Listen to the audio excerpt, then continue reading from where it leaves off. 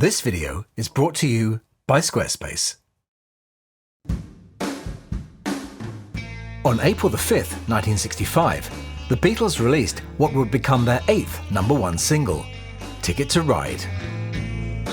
I'm Andrew from Parlogram, and in this video I'll take a deep dive into that song's writing, recording and reception to find out what made it one of the Beatles' best-sounding singles.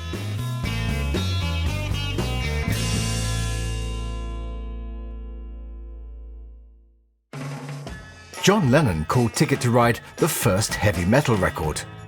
And compared to what they were up against at the time, you can kind of see his point. Revived, refreshed and recharged after their January holiday, the Beatles returned to the recording studio brimming with inspiration, eager to create their next hit single. Conceived in December 1964, Ticket to Ride was created by John, with encouragement from George Martin, with whom he'd been skiing in Switzerland in January 1965. The song was written and arranged during a 3-hour writing session with Paul that took place at John's house in Weybridge on February the 14th. In his book The Lyrics, Paul explained the origin of the song's title. John and I always liked wordplay, so the phrase "she's got a ticket to ride," of course, referred to riding on a bus or train. But if you really want to know, it also referred to Ryde on the Isle of Wight, where my cousin Betty and her husband Mike were running a pub. It was great fun to visit them, so John and I hitchhiked down to Ryde, and when we wrote this song, we were referring to the memory of this trip.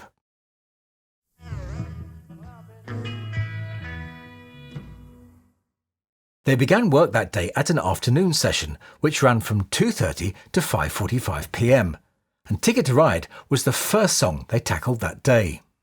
With the song still fresh in their minds, they approached it head-on with confidence and enthusiasm. Now, although the studio's location and personnel were familiar to them, a change in the recording process that day would significantly affect the way their records were produced from this point forward. Instead of recording and saving multiple takes before selecting one for editing, the rehearsals were now recorded until the team felt satisfied with the arrangement. That tape was then rewound to the start and they began recording the first take. Also, instead of recording the vocals and backing together, they would now be recorded separately. Overdubs and other effects could then be added without the need to allocate a new take number. This resulted in only 2 takes of Ticket to Ride being recorded. The first was a false start, but the second is the one you hear on the record. Thanks to the notes made by George Martin's secretary and soon-to-be second wife Judy at those sessions, we can see the breakdown of what went onto each of the 4 tracks of that tape. Track 1 comprised bass, and perhaps one of the most important elements of this recording, Ringo's drums. Although it was Paul who suggested the basic drum pattern, the result became one of Ringo's most distinctive and innovative performances with the Beatles. The beat was very unconventional for a pop song of its era, featuring a syncopated, almost stumbling feel that adds a sense of urgency and tension to the track. He alters the pattern slightly in the second half of the song, and no longer uses the triplet-like syncopation, which I'm sure was his own idea.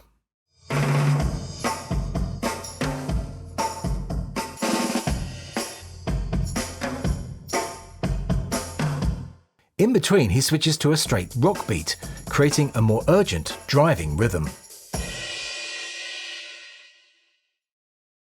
Track 2 of the tape contains 2 guitars, John on his blue Fender Stratocaster and George on his 12-string Rickenbacker. Track 3 contained John's lead vocal and Paul's harmonies. Honed by countless gigs and recording sessions over the past several years, and now rested by the New Year break, John's vocals on this track, and indeed much of the Help album, are some of the best he ever delivered.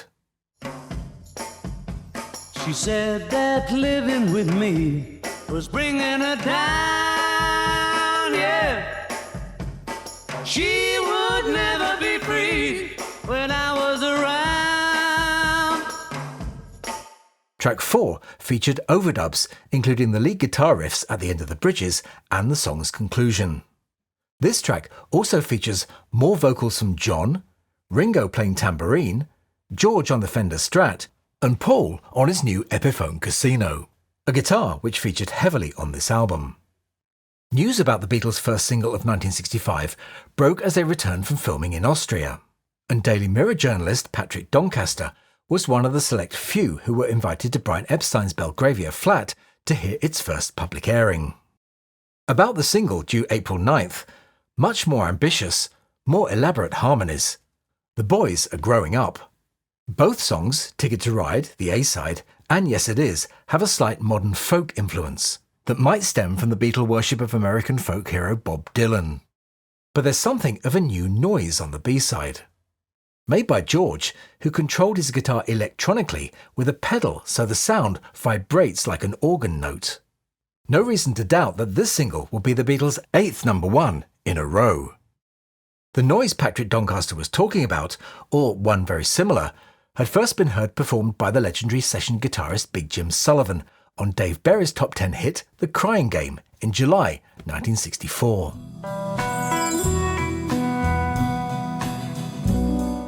That noise also features on George's song I Need You. And of course Ticket to Ride's B-side, Yes It Is. However, it was first used on Ticket to Ride, but is somewhat buried in the original mono and stereo mixes, where it's masked by John's vocal. It's only when the vocals are stripped from the mix that it can be heard properly.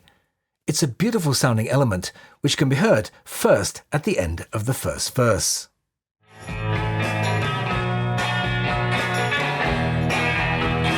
She's got a ticket to ride.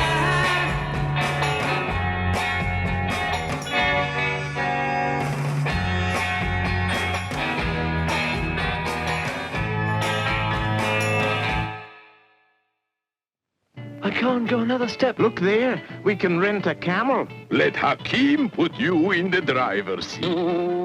That will be 3,000 rupees. Here you are, mate. Giddy up, fellas. And now, I must fold my tent and silently steal away. Any more suggestions? No, but our sponsor has.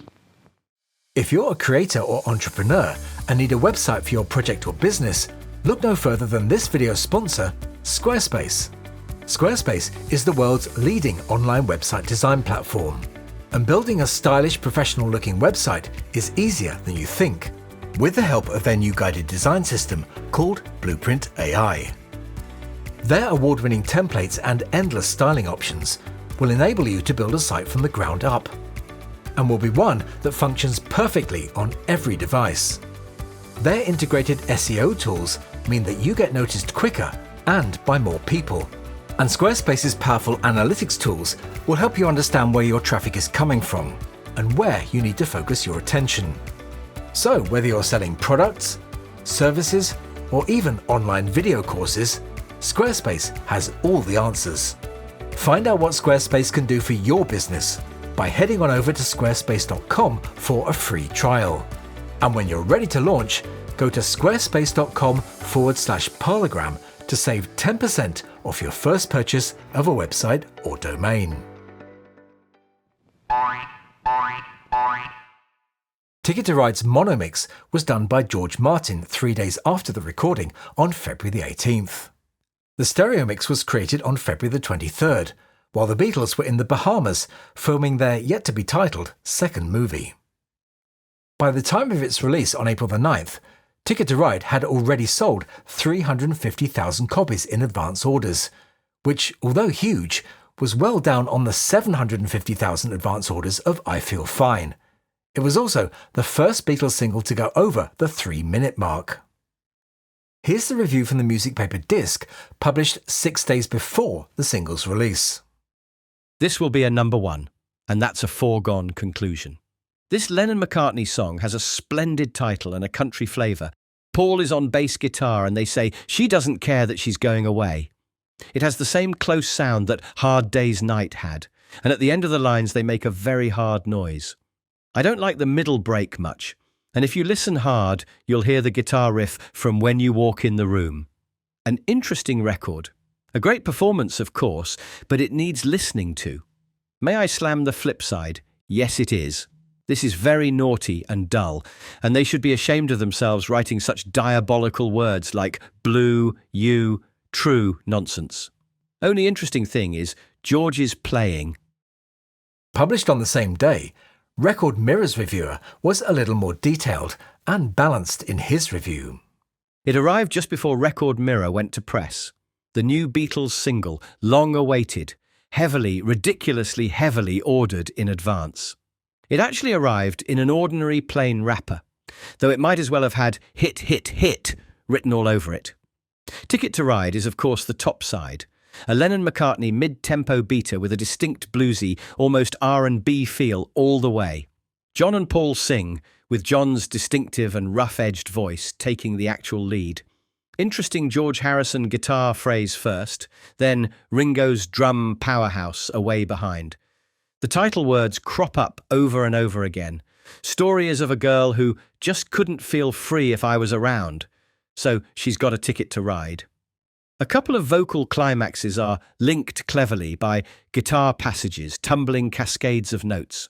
Very effective indeed, and the beat is laid down with precision, yet a feeling of relaxed inspiration, mid-tempo.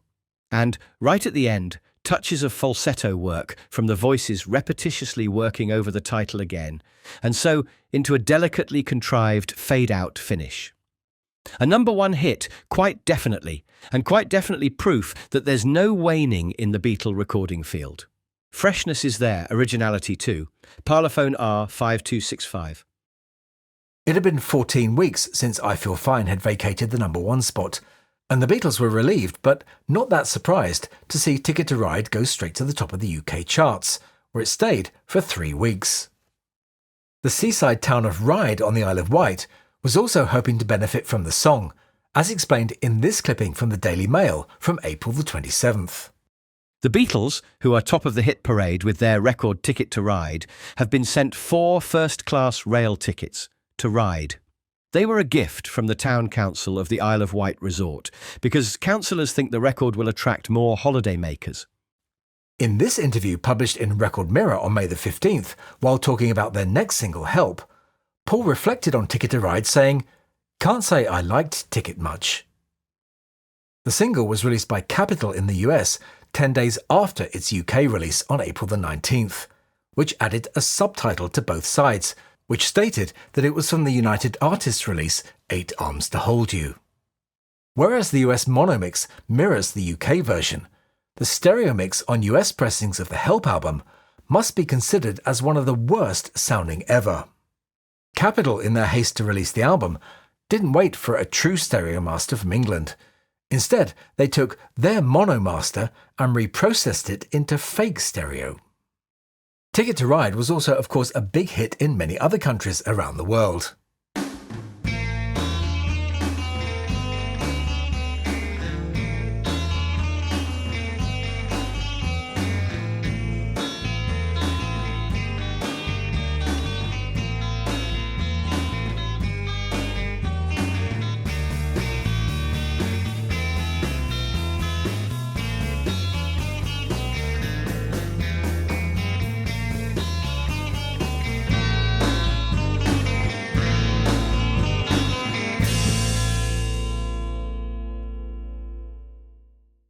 On May the 29th, the Beatles recorded their final show for the BBC. Entitled The Beatles Invite You to Take a Ticket to Ride, the show was broadcast on June the 7th. The performance of the song they gave during that show can be heard on the Beatles Live at the BBC album. However, their performance of the song on the April 15th edition of Top of the Pops was wiped. But, thanks to its inclusion in an episode of Doctor Who, screened on May the 22nd, we can at least enjoy a 25-second excerpt. Of course, it was featured so memorably in the ski sequence in the film Help, which was filmed in Obertauern in Austria.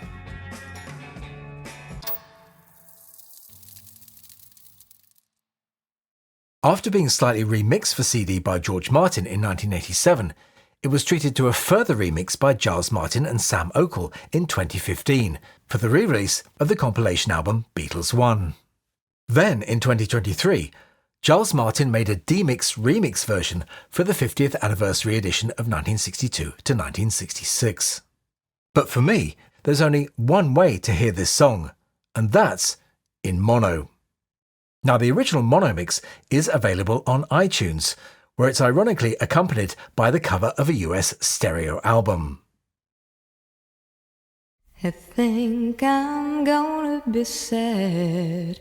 I think it's today. Ticket to Ride has been covered over 100 times by artists as diverse as the Bee Gees and Echo and the Bunnymen. But perhaps the best known version was by the Carpenters in 1969. Let me know in the comments which is your favourite version. If you enjoyed this video, why not give us a like and a sub? You might also consider becoming a channel member, which for as little as $1.99 a month gives you early ad-free access to all our videos, plus some exclusive members-only content. I'll put a link in the description so you can check that out, plus one for our Patreon page, where you'll also find exclusive content. It really does help to keep the channel and me going. I'll be back next week with something new. In the meantime, why not catch up with this video, which shows what happened when we went to Obertown, where the Beatles filmed Help 60 years ago this month. But that's all for this one, so I'll say bye for now, and thanks for watching.